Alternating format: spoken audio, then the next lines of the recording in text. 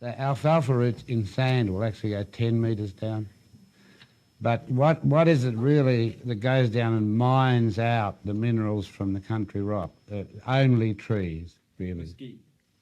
Mesquite will go down to, I think we've dug it out to 42 metres, but I'm not quite sure how far mesquite actually goes down.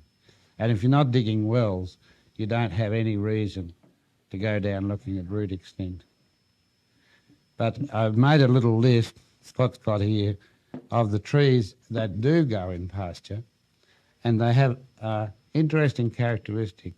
They're all what you call farmers' trees. That is, they all bring up a lot of minerals. All of them take crops right to the butt, have no hostility to grasses or grains or crops. Roughly, they double the yields of crops.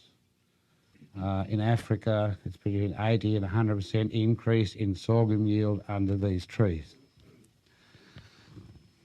And most farmers won't try to farm without them. They're real key. All your North Indian farmers use a type of mesquite. Well, it is a mesquite. And but now, let me tell you, you need 25 to the acre through your pastures. Now you arrange those as you like. You can put them in lines so you can mow, or you can clump them. A variety of trees, or just? Well, here are some of them, because there's a bit of climatic variation. I'll tell you about them as we go. Right.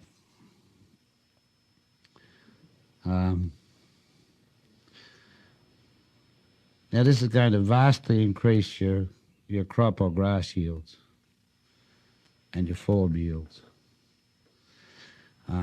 Where have I written them? I got them here. The other characteristic is they all have nutritious pods. And mostly the pods come in late in summer. And the pods have high sugar. Some are 68% sugar.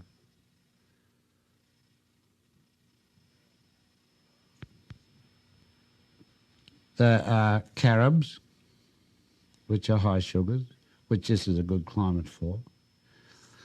And interesting about the carob, it has two forms or morphs. One is a dehiscent form in which all the pods drop on the ground. And the other one's an indehiscent form in which the pods will hang on year after year. So you get up to 3 years of pods hanging there. Both have their uses. If you're out on range, you put the dehiscent carobs in because, let me tell you the story. There's this guy driving along the road and he sees a farmer in Arkansas, I think it was. And a farmer has a large pig, weigh maybe 150 pounds, and he has an oak tree, and he's lifting the pig up, and the pig's eating 4 or 5 acorns. And then he's putting the pig down, leading it along the tree and lifting it up again, and the pig eats 4 or 5 more acorns. The guy watches this for a while, and he can't stand it, and he turns his car off and walks over to the farm and says, "Hey, I got an idea," he says. "This is wasting a lot of time." He said, "Wouldn't it be better if you got a stick and knocked the acorns down and the pig picked them up off the ground?" And the guy looks at him with a pitying look and says, "Easy to see you know nothing about pigs. Pigs don't care about time."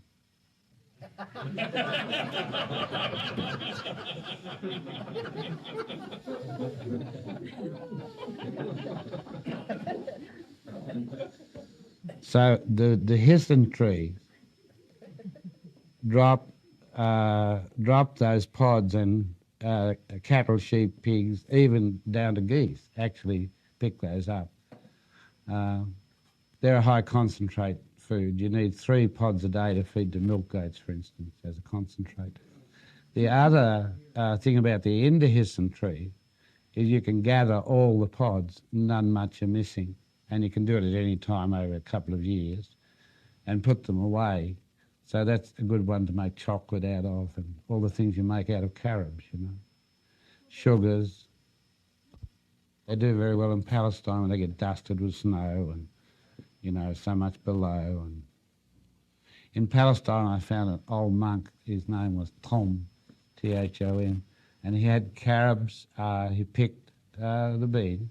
He put them in a big drum with warm water, and then he fed them to his livestock, and then he poured the water off and reduced it down to a honey.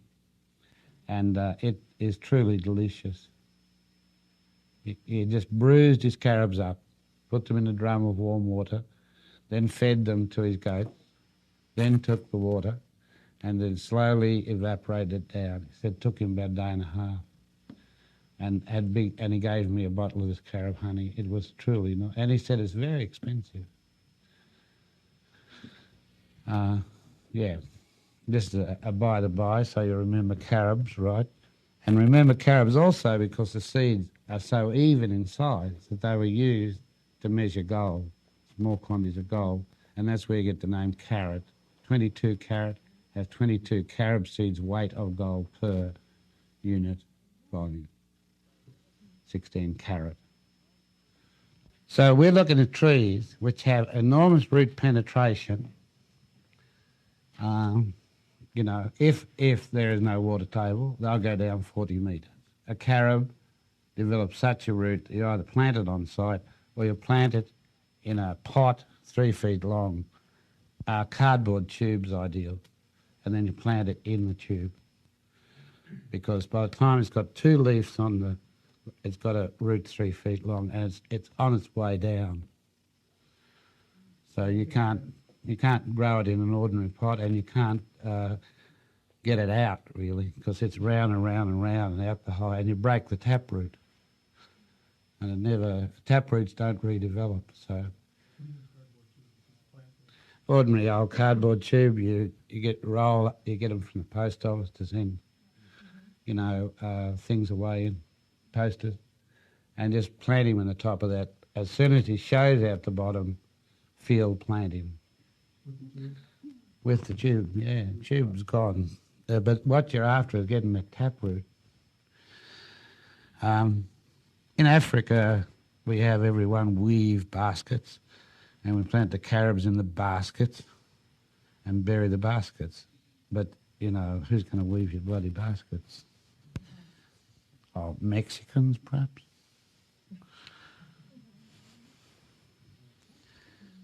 And then you want to keep the damn basket, I suppose. You can't keep it, you've got to plant it.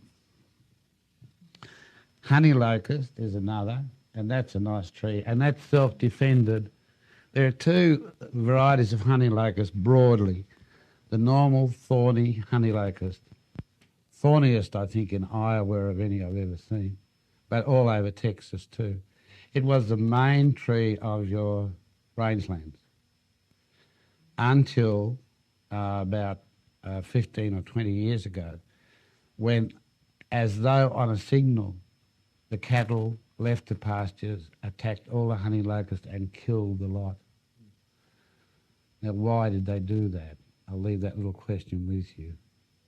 Why is it that cattle worked with the honey locust for 150, 200 years, and then suddenly one day, within a year, every honey locust in Texas was attacked, its bark torn off, it was some sight, and all its sapwood ragged, and they died. Throughout the mineral deficiency? Yes, it was. No, in 1953 to 55, we first got artificial fertilisers. And when we put them on, especially on the native pasture, we got a fantastic result. We'd double the production. We loved this, and we went on putting them on year after year. About year 6, there's not much mineral left in the grasslands, and the cattle turned to the trees.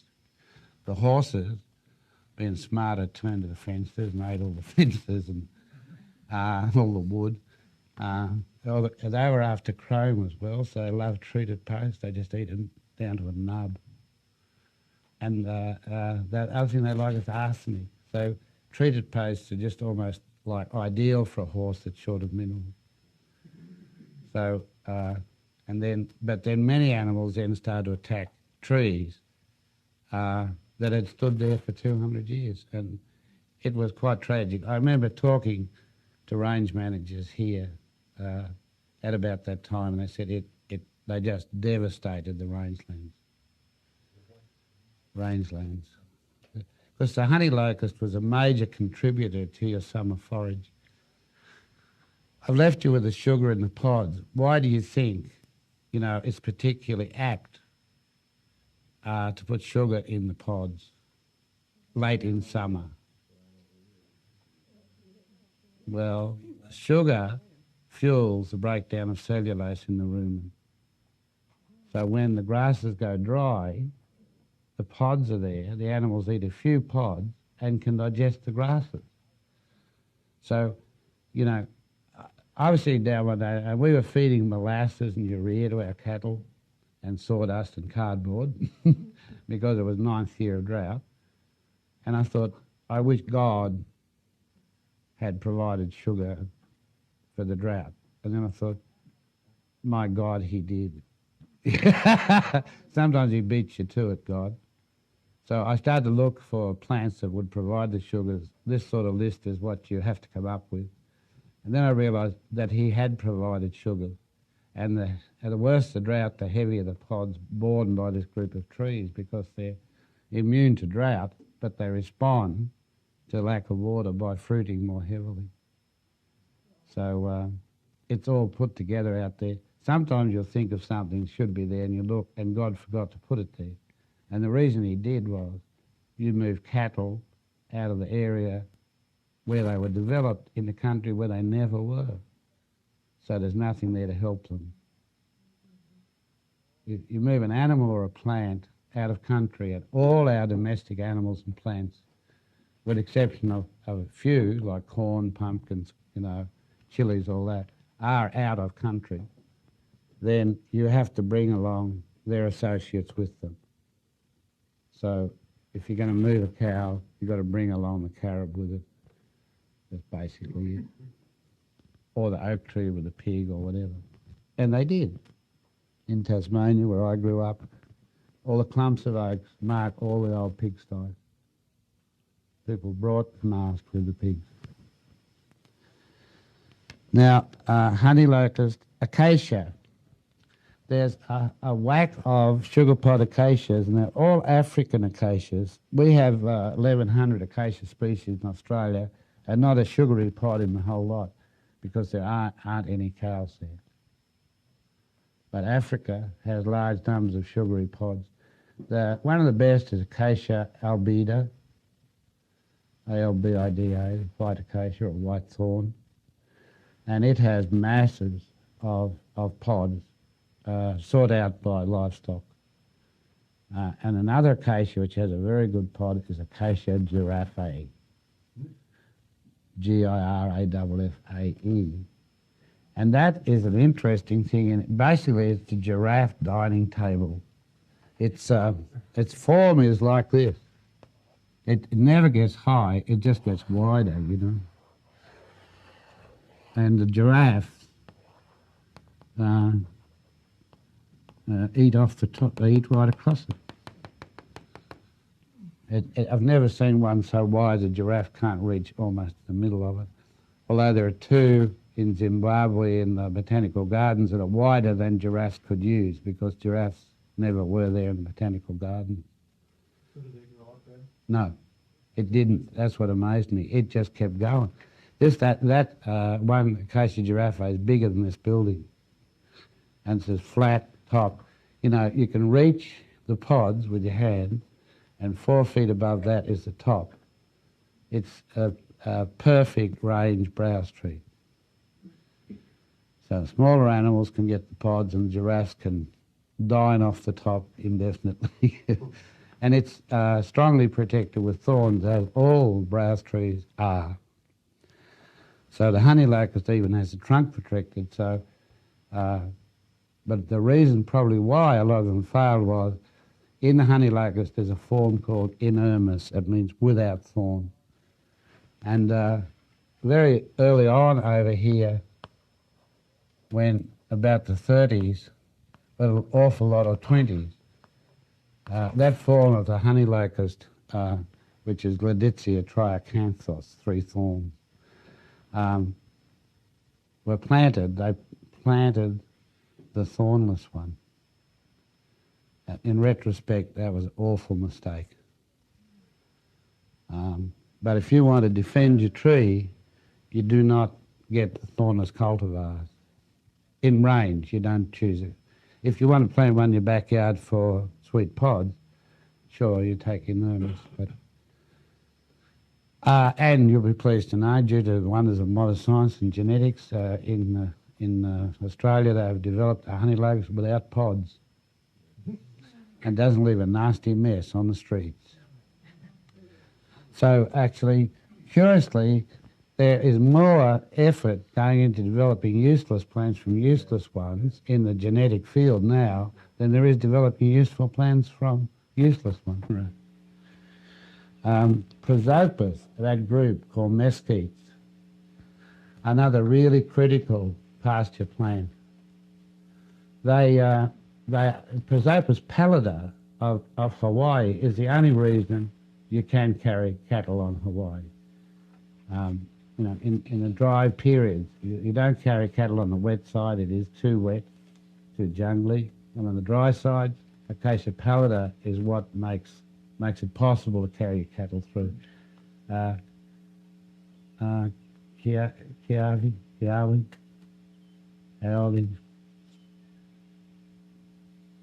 Kiawi is the name, Hawaiian name. Where's the Hawaiian for Christ's sake?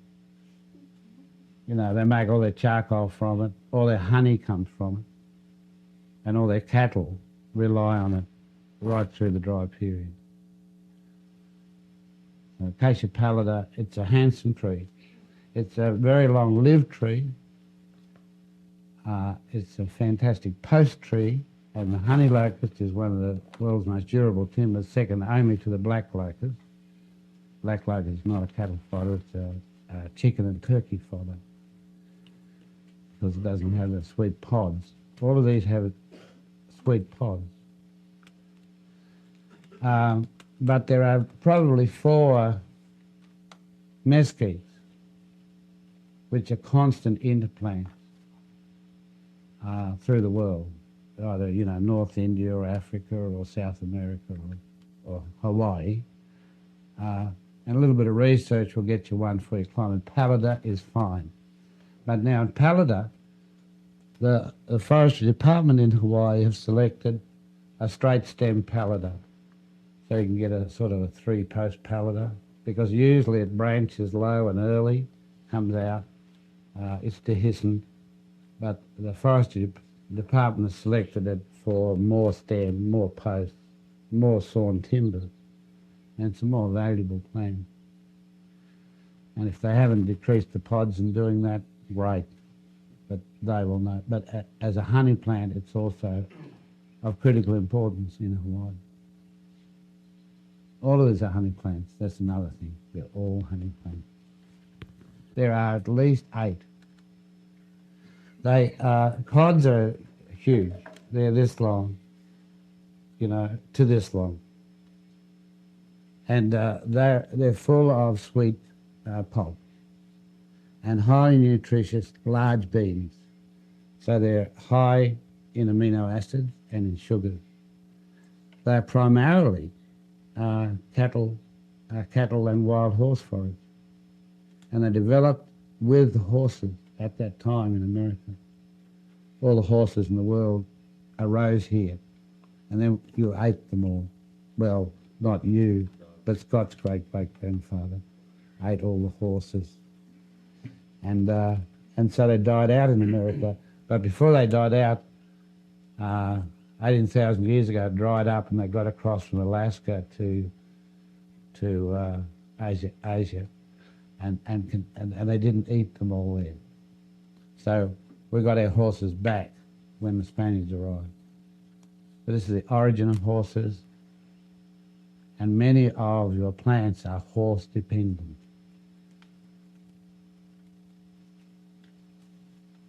So if you hadn't got the horses back in time, a lot of plants would be extinct. But I don't know whether you did get them back in time, because when you got them back, they cleared the whole landscape for cattle. Inga, so there's a lot of species of Inga. Lucina has not a sugary but an edible pod and a high forage production of unirrigated forage. You don't have to irrigate Lucina. Leucaena. Leucocephala has little white fluffy flowers. An important tree forage with edible pods and seeds. You can eat them. They're not particularly delicious. You need to use Indonesian recipes. They've got a good way of making them edible and delicious. You can sprout the seed and use the sprout. Abundant seed.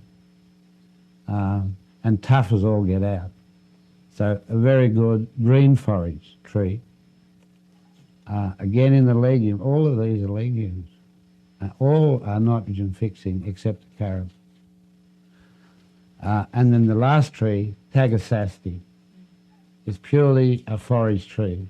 It doesn't have any sort of pod that's edible, but it produces enormous quantities of high quality leguminous forage, which has the sulfur amino acids that grasses lack. So it's like having clover in pasture or a good crop of lucerne to feed with grass. It just, gives you a much more complete food or fodder situation. Again, a good climate for Tagasasti. It lasts about 40 years and dies. Pardon? Mm-hmm. Well, it's a Guanche word of the Aborigines of the Canary Islands. That's the name, their name. Tagas. Tagasiste. Tagasasti. Most of the words in Spanish, starting with a T, are Guanche. Spanish as a language has very few words starting with T. A few, but most are Guanche. So Canario is the lingo, and Canario, which is a Creole tongue of Spanish with Guanche, is what came here to Mexico, because Canary Islands were settled in conquered in 1530 and 40. Spaniards settled them.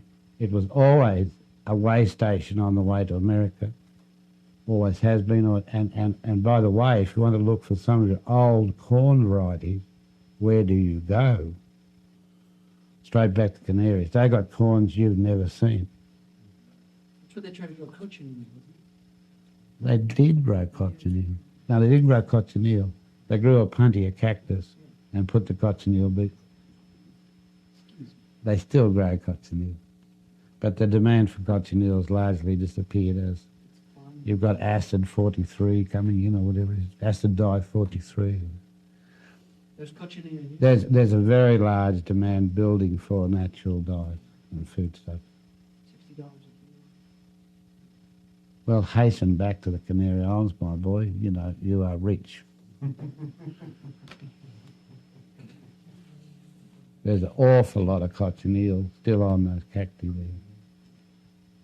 But the Canaries has a strange link to America, through the Spanish, early conquest by the Spanish. It's used by the Spanish as a place to refuel, way station, repair and come on, like Flores in the Azores, and then drop off plants on the way back there, and also on the way to here. So the Canaries has got strange mixtures of plants, and many of them of American origin, but long extinct. The variety is long extinct here. If you want to go and look for your ancestral corn, and they grow in no rainfall. Some of the Canary Islands have no rainfall. So you get corn with two big collars on, never been rained on in its life. You've got to go to the Canary Islands to get it.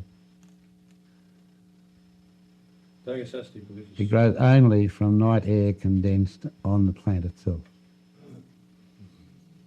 You need that corn. So, abundant foliage forage.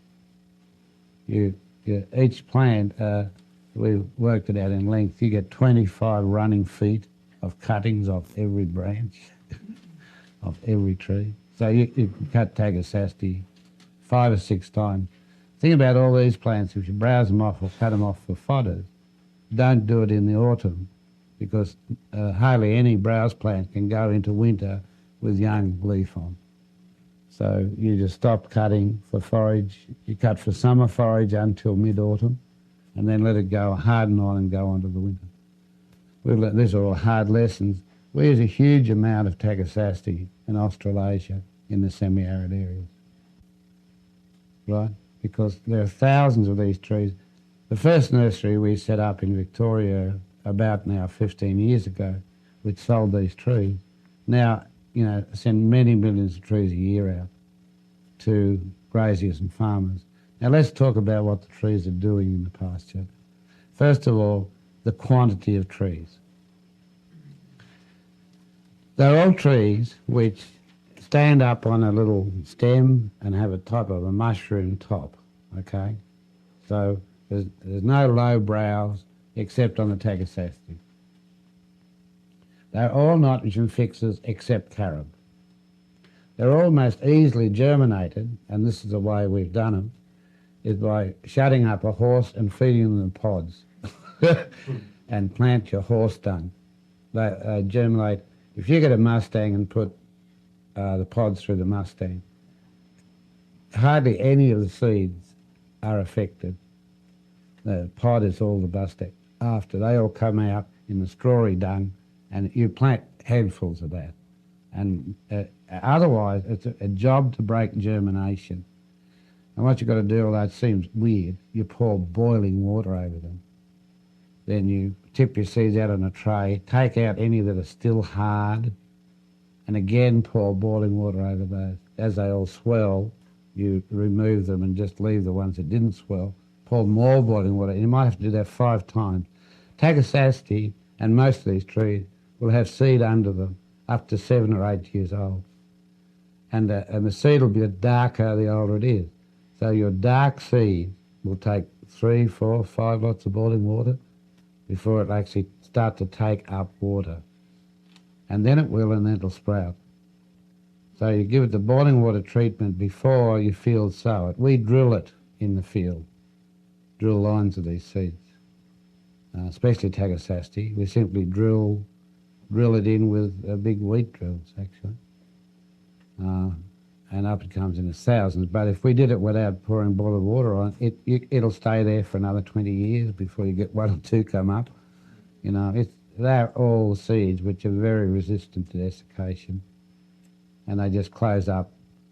If they go through a couple of droughts, wait for a very wet year in which heavy rains occur, 1 now and 1 in 6 weeks, and then they all come up. And that happens every 9th or 10th year.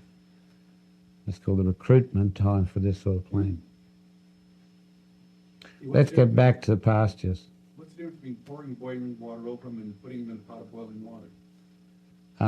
There's a lot of difference. There's a critical temperature where you kill them in boiling water, but not by boiling water, because the temperature drops by pouring it onto them. And then you let it cool. And then those that are swollen are ready to plant. Those that are not, you've got to repeat that treatment. You can try both, but if you plant the one in which you boil, they won't grow, and the ones you don't boil will. So there are the trees. Now, why are we putting these trees in pasture? All right, we'll give you all the reasons we are. And we're putting them right through crops, and we're putting them through all our gardens too. First of all, they vastly increase the production of biomass. And, you're unlucky to get as little as 60% increase. And if you're lucky, you get 100% increase. Say in wheat, or sorghum or grass or cabbages or whatever. Why are they growing better under the tree? Hmm? Yes, it fixes nitrogen, but also most of them are pretty dehiscent. Now, Acacia albida is totally dehiscent, so it drops all its leaves. So the status of soil below these trees is very high nutrient status in the major nutrients. Okay, so it often has 25 times the nutrient status of the soil between the trees. So it builds high nutrient topsoil. The trees are all, without exception, extraordinarily deep-rooted. And they bring up quite a lot of trace elements and minerals, and that either drop as leaves or drop as pods, or they drop as insect frass. You know, if insects eat the things, the frass comes down. Anyhow, the minerals come down not far from, and they wash off in storms from the leaves. The other reason why you put them in is that they have, as well as that depth of root, they have an enormous lateral extent of root. Acacia albida has a 40-metre diameter root pan. So if nutrient is washing through your shallow-rooted crops, your pastures and your other crops, then waiting for it is a mycelial web of the roots of these trees. So that nutrient you're putting on is drawn to the tree, taken up, and of course falls as again. So it prevents the loss or escape of nutrient from the crops. And I agree with farmers, North Indian farmers, that say that's the main reason you plant them, is that, you know, you put some nutrient on your crop, it's there forever. And if you cut your trees down, it's gone next year. So not for their production of nitrogen so much as their return to the fields of any fertilisers you put on. So you set up a cycling fair. And all traditional farmers will tell you, all of them, you know, don't have any artificial. They say, we can't garden without these trees. And I say, you know, we can't garden without Inga, we can't garden without Prosopis, we can't garden without, you know, carob, whatever it is. I say it's been possible for us to farm without these trees. We call them farmers' trees because they do not decrease your crop. And then they put down essential sugars at the right time of year. So they're an enormous addition to your forage. You're talking many tons of addition. So, are these shallow root webs, are they resistant to being touched around in so that it can do plant garden? yeah, they're all cultivation immune trees. Yeah. They're like other trees, 86% of the roots are within 15 inches of the surface, but these don't fold up and die if you plough around them. Right, so there's your farmers' trees. There are not a lot of farmers' trees in the world. If you find another one, you should jump up and down and report it widely. But they've been singled out a long time ago by farmers. I'll give you a few more. Cordias in Africa, Cordia. The nete tree, Parkias. Now that is a curious tree. It again is a legume. It has sugary pods and it has large beans. But it's not a spreading tree, it goes straight up. It's a pencil tree, Parkia. So that's grown all along African roads and hedgerows, and it's a major tree. Parkia is a very widespread genus. It occurs right through Southeast Asia, right through Africa, in Australia, North Australia. And it's a tree of the savannas. And it's another beneficial farmer's tree. I don't mention it because it's not commonly cultivated as a farm tree anyway. But it has another characteristic.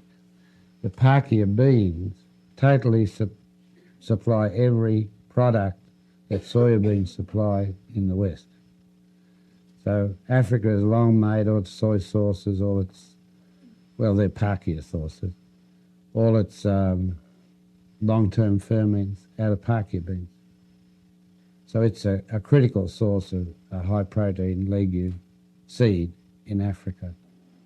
And long before we think Chinese took off on the soy kick, the Africans had perfected the Parkia ferments because their ferments are older than the Asian ferments. What's going on in the Chinese? Well, Africa is a dark continent in more ways than one. Very few of African trees have been moved out of Africa.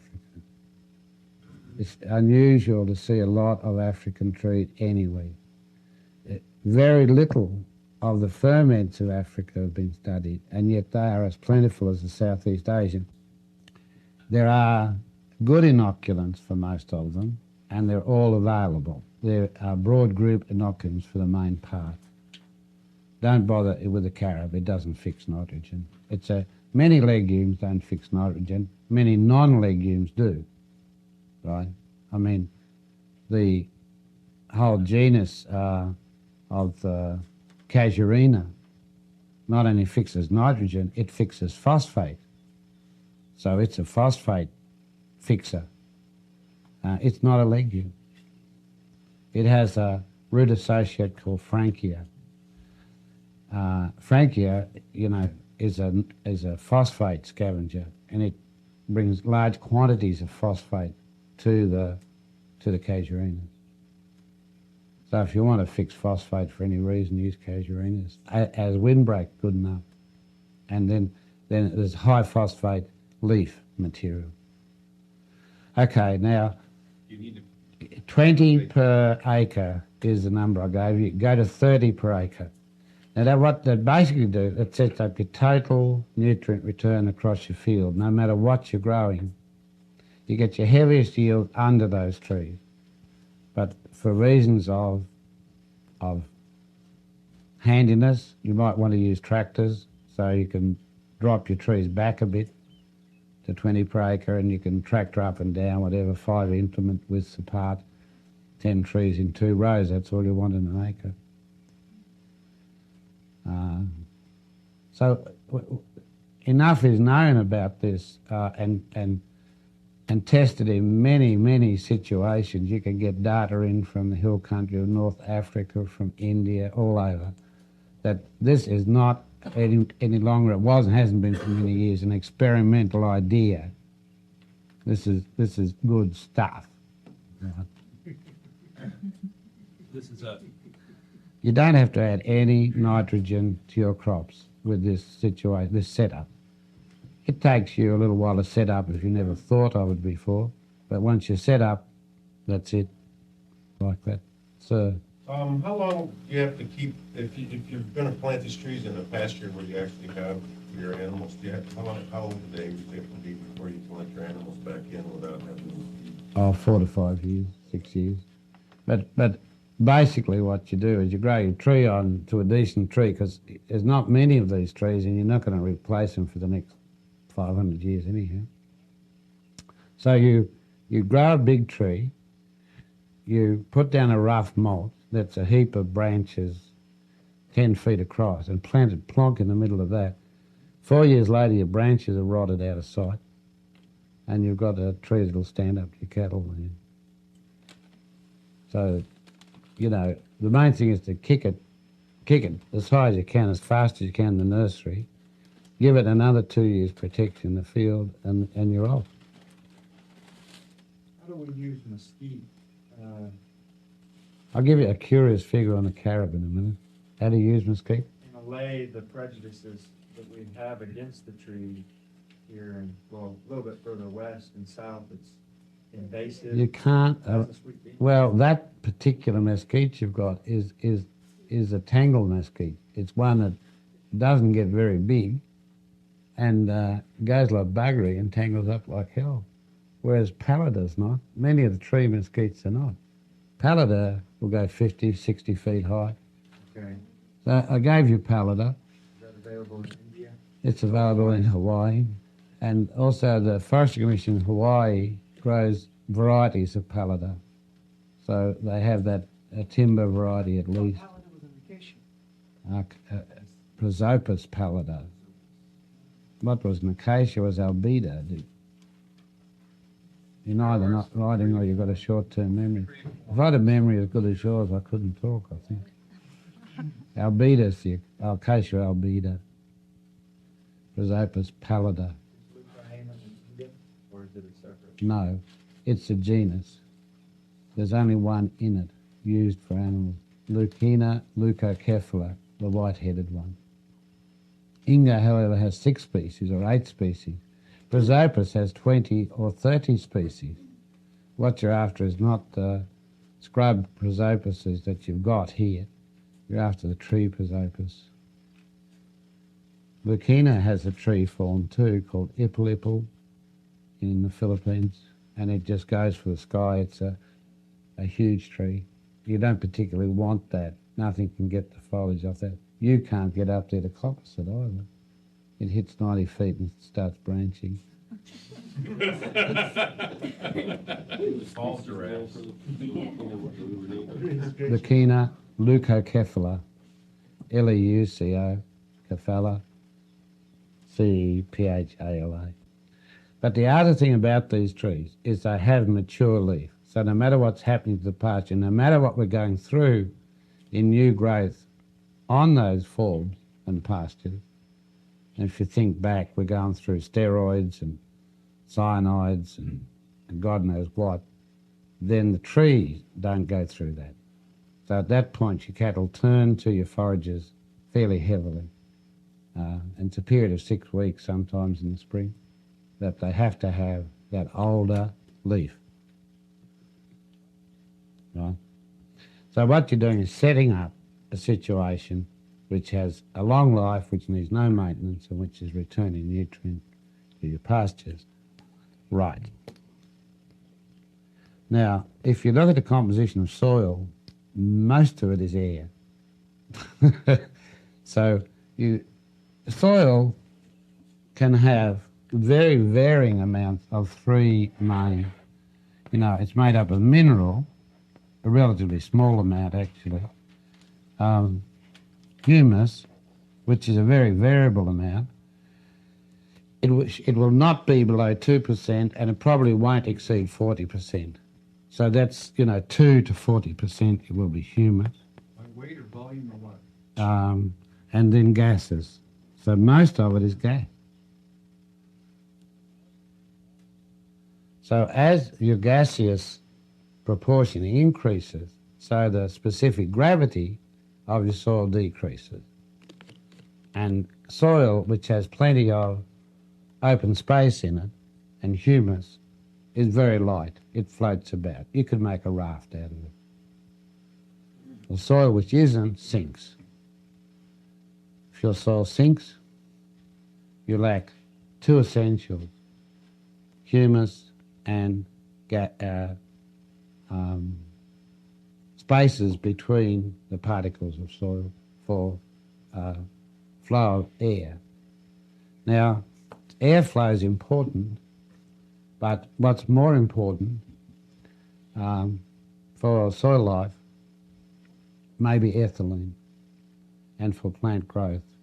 So there's an ethylene-oxygen cycle going on all the time. So if you measure the ethylene above the soil, if you trap it above your grasses or trap it in an inverted plastic bag, that gives you the amount of life in your soil. And that means the amount of activity at root level. And that's roots, everything. Because as the oxygen is, what's happening in soil, it's switching on and off all the time, which may be part of the explanation, we think, for why you've got more biomass in the soil than can be there because of the food. But here are your particles, and here's your gases. Could do a different colour. There's some oxygen in your gas. So your gases permeate your particles. your soil life is exhausting the oxygen because it's respiring and emitting CO2. And periodically those spaces are then filling up with ethylene, and everything in them, if you like, it goes to sleep. In fact, it's asphyxiated. But so at any one time, if you could see moving pictures of it, you'd have ethylene,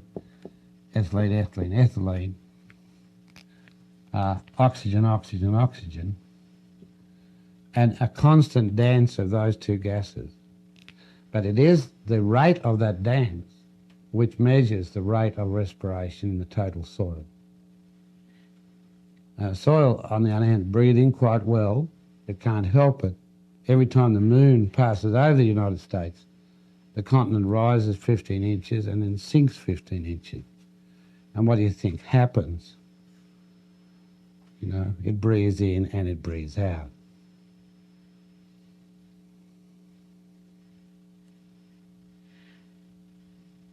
And it breathes in air and it breathes out highly ionised gases. And depends on the pH of your soil, whether it's minus or a plus ionisation. So the more alkaline gas the soil is, the more minus ions breathe out, and the more acidic your soil is, the more plus ion are breathed out. So the potential between the soil surface and the cloud base is either one that will cause, electrical discharge or not, depending on the pH of the ground.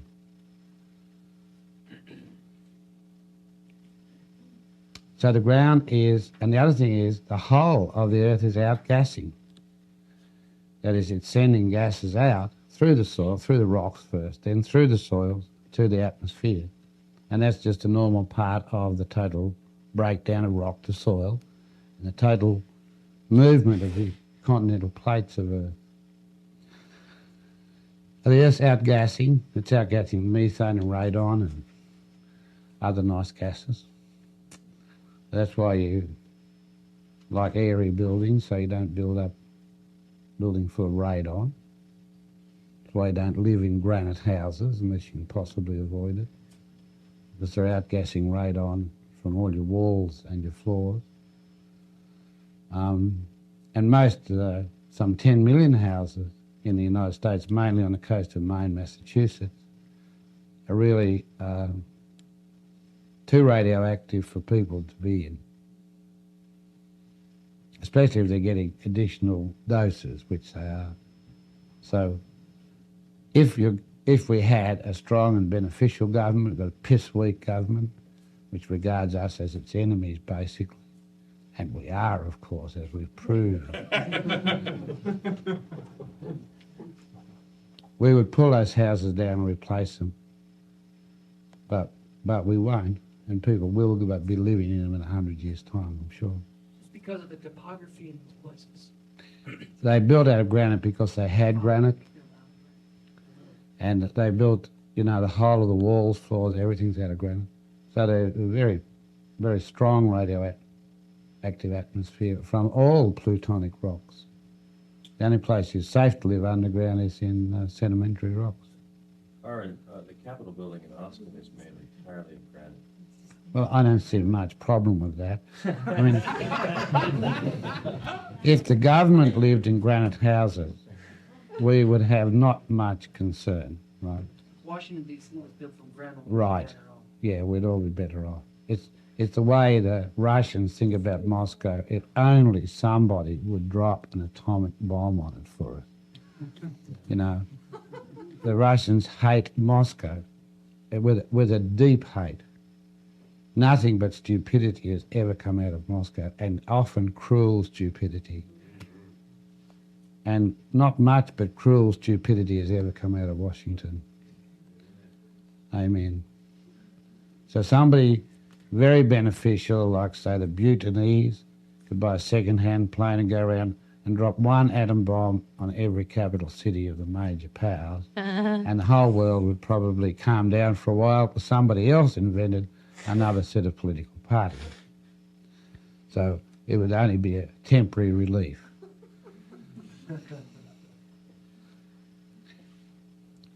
Listen to this. Anybody crazy enough to believe that they speak for somebody else should be put instantly into an insane asylum. So everybody who offers for political office should be self-declared insane. There's no sanity in that. Nobody represents anybody else. It's the sort of guru approach to life, I think. It's the idea that you speak for others or can control others. It's an illusion. If somebody came here and said, I want to speak for me and my wife, what would we do? We'd say, how dare you, sir? You speak for yourself, she speaks for herself. So why do we elect idiots to speak for us when they can barely articulate and certainly can't write? And when you've got someone like Dan Quayle who's never been to South America because he doesn't speak Latin, you should worry. You should worry.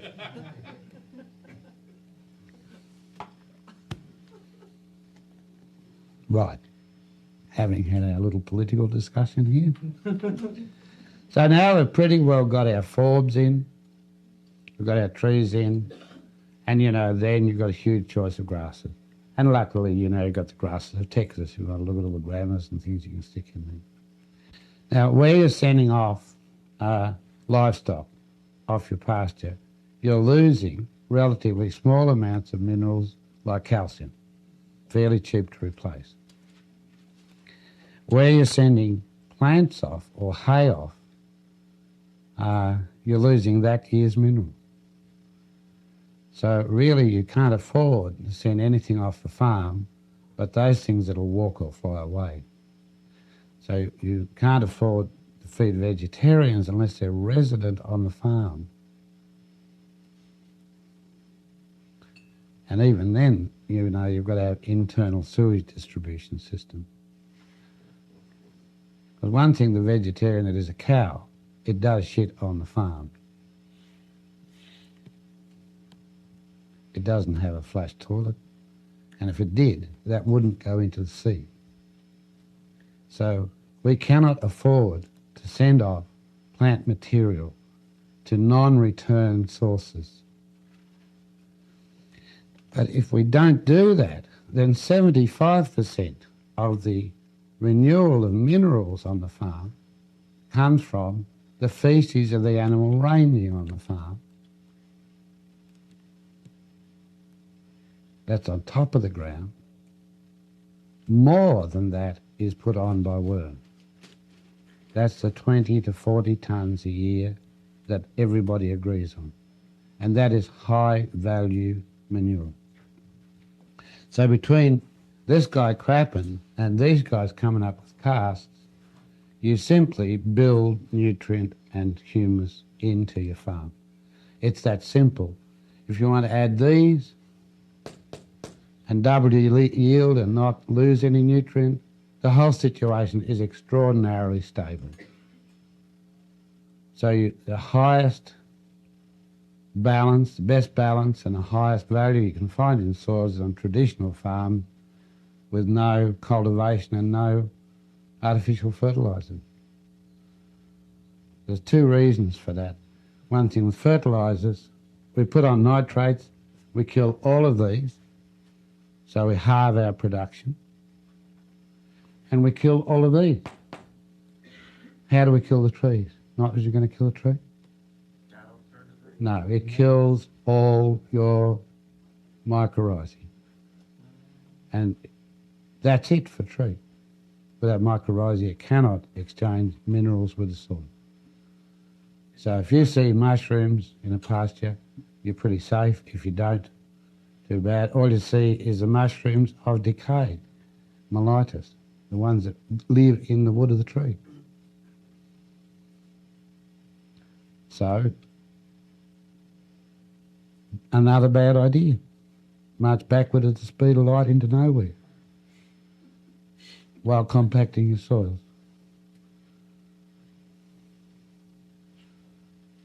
And you can go on for so long like that. After that, you've got to stop. And that stop was the end of the Green Revolution.